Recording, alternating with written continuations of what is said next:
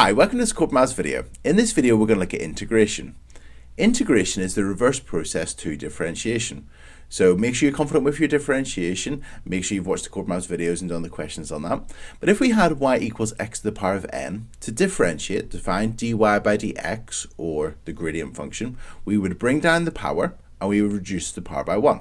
So for instance, if we had y equals x to the power of 8, to find dy by dx, or the gradient function, we would bring down our 8, so that'd be 8x, then we would reduce the power by 1, so 8 take away 1 is equal to 7.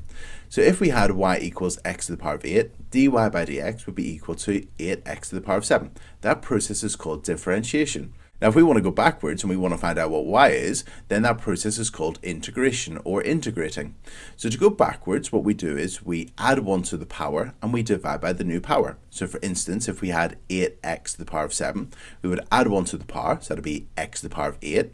Then we would divide this 8 by the new power, so 8 divided by 8 is 1. So the answer would be x to the power of 8. Now, we just need to be careful here, because if we had something else, such as y equals x to the power of 8 plus 10, and we differentiated that, dy by dx, what would that give us?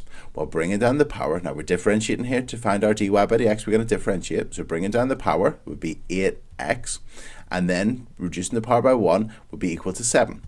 Now, differentiating numbers give you 0. So for instance, if we differentiate 10, that's equal to 0. The reason is, if we had a curve and we added 10, it would shift the curve up 10 squares. Now, that doesn't affect the gradient of the curve, so that constant, that adding 10, has no effect on the gradient. So whenever you differentiate numbers, you get 0, and the Corbettmaths videos on differentiation will make sure that you know that. Now that's a bit of a problem, because actually we've got the same dy by dx, but we've got different y's that we started with. So we need to do something to acknowledge the fact that there could be a number on the end. And let's have a look at that now. So if we've been given dy by dx, so here we've got our gradient function as x to the power of n. If we wanted to integrate, we would add 1 to the power and we would divide by the new power. So we've added 1 to the power to get n plus 1. There was a 1 in front of our x to the power of n, so we've done 1 divided by the new power. But also we've got this plus c, and this plus c is called the constant of integration. And the reason we put that plus c on the end is we don't actually know if there were any numbers on the end, because whenever we've differentiated, they would give us 0. Now sometimes we're given enough information to work out what the plus c would be, but in this video, we're going to focus on indefinite integration, and that's where we have our plus c on the end, where we're not actually sure if there was a number there or not. Okay, let's have a look at some examples. So our first question we've been given is dy by dx is equal to x to the power 4. So we've got x to the power 4, and we need to integrate it to find y. We want to go backwards and find what y was. So to integrate, we're going to add 1 to the power, so that'll be x to the power 5, and then we're going to divide by the new power. Now in front of this was a 1, because 1x to the power 4. 1 divided by 5 would be a fifth, so that would be a fifth x to the power 5. But there could have been a number here. Whenever we differentiated, there could have been a number, so we're going to write then plus c. And that's it. So the answer would be y equals a fifth x to the power 5 plus c. And that's it.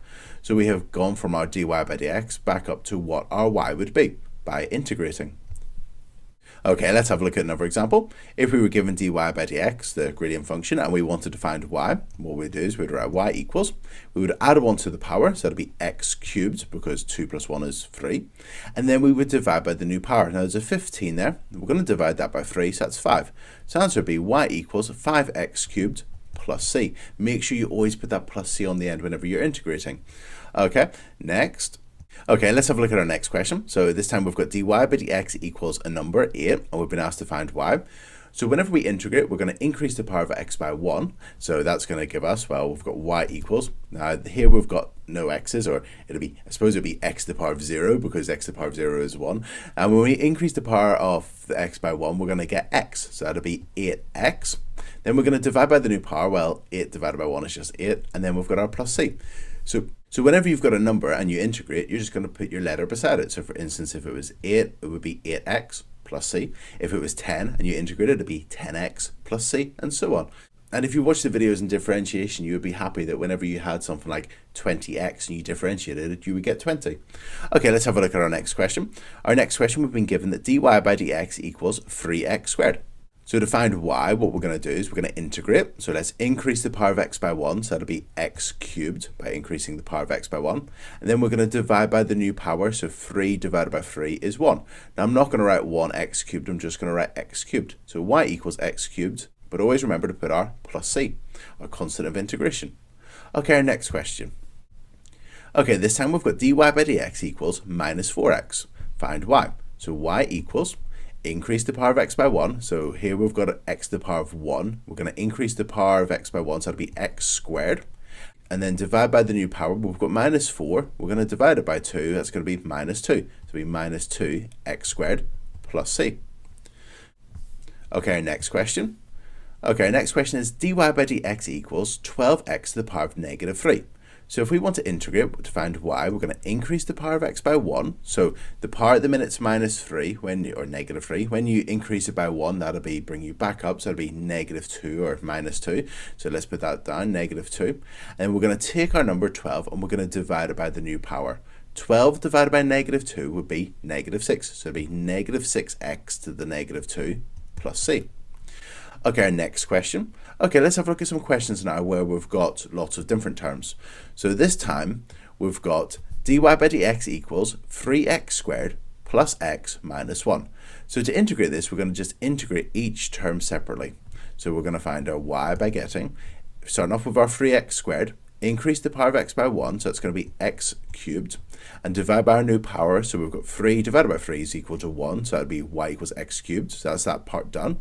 Now we've got our x, we're going to increase the power of x by 1, so that'll be equal to x squared.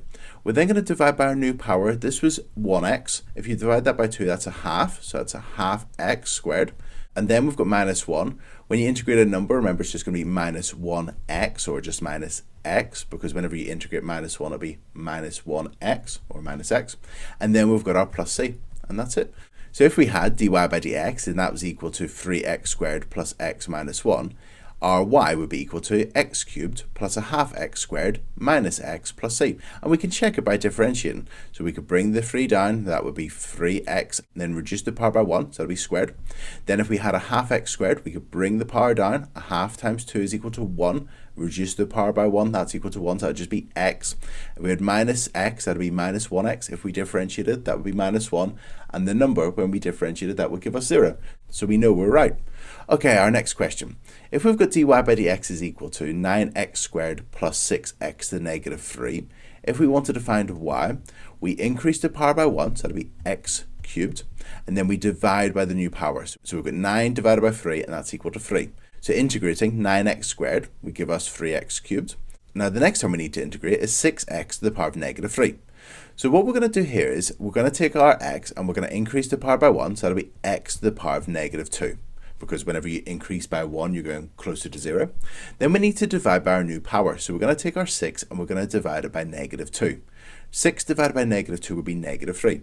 So instead of writing plus negative 3 here, I'm just going to write minus 3x to the power of negative 2. And then also remember our plus c. So y would be equal to 3x cubed minus 3x to the power of negative 3 plus c. And again, we can check it.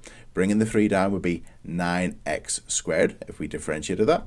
Then with this term, bringing it down would be negative 3 times negative 2 would be plus 6, and then x, and then reducing that by 1 would be negative 3, and differentiating c would give us 0. Okay, next question. Okay, let's have a look now at what we call the integral sign. So this is the integration sign, and it's an elongated s, like so. So we have a look at this notation. If I was to read this, this would read integrate. This is the integral symbol, integrate. Then what comes after it is what you're integrating. If it's just 6x, it would say 6x. Sometimes it's inside of a bracket, and it's saying integrate what's inside the bracket. And then you've got these letters on the end. It'll always have a d, and then it'll have another letter. And that's what you're integrating with respect to. In this question, we're dealing with x's, and we're integrating it with respect to x. Okay, let's have a look at questions using this integration notation. So our first question says find the integral, so integrate 2x plus 1 with respect to x. So if I wanted to integrate 2x plus 1 with respect to x, I'm just going to integrate this. So that would be equal to, so we're going to do each term separately. So let's start off with our 2x. So increase the power of x by 1. So at the minute it's a 1. We increase it by 1 will be x squared. We're then going to divide by the new power of x. So it's squared. 2 divided by 2 is equal to 1. So it's just going to be x squared. Then we've got our plus 1. Now we're going to integrate that. So whenever we integrate 1, it'd be 1x, so we would just write plus x. And then also remember to put our plus c. And that's it. Okay, let's have a look at our next example. This time we've been asked to integrate 4x cubed minus 9x squared with respect to x. So again, we'll start off with our first term. Let's increase the power of x by 1, so it'll be x to the power of 4. And then we're going to divide by the new power, so 4 divided by 4 is equal to 1, so it'll be x to the power of 4. Then we've got minus. Then we've got 9x squared, so we're going to integrate this by increasing the power of x by 1, so it'll be x cubed. And then we're going to take our 9 and we're going to divide it by the new power. 9 divided by 3 is equal to 3. And then we've got our plus c. So we've integrated that with respect to x. So this notation, although it can look a bit confusing, it's just saying integrate this with respect to this letter. Integrate this, and so on. Okay, let's have a look at our next question. Okay, next one says integrate 2x to the power of negative 5 plus x. So again, we're going to look at our first term, 2x to the power of negative 5. We're going to increase the power by 1, so that's going to be x to the power of negative 4. Then we're going to divide by the new power. So we've got 2, and we're going to divide it by negative 4. Now 2 divided by negative 4, well 2 divided by 4 is a half, so 2 divided by negative 4 will be minus a half. So I'm just going to write minus a half or negative a half there. So we've got minus a half x to the power of negative 4. Now we're going to integrate x, so we're going to increase the power of x by 1, so it'll be x squared, and divide by the new power. We've got a 1 there, divided by 2 would be a half x squared, and then plus c. And that's it. So this video has been on integration. We have looked at how to integrate by increasing the power of x by 1 and dividing by the new power. We've looked at why it's important to add the constant of integration, the plus c. Integration, remember, it's the opposite, it's the reverse process of differentiation. So it's going to be very useful that if we know what the gradient function is, finding what y would be, the equation of the curve, and also can be useful to find what they call the area under the curve and things like that. And we'll look at that in another video. Okay, but I hope you found this video useful, and thanks very much. Cheers, bye.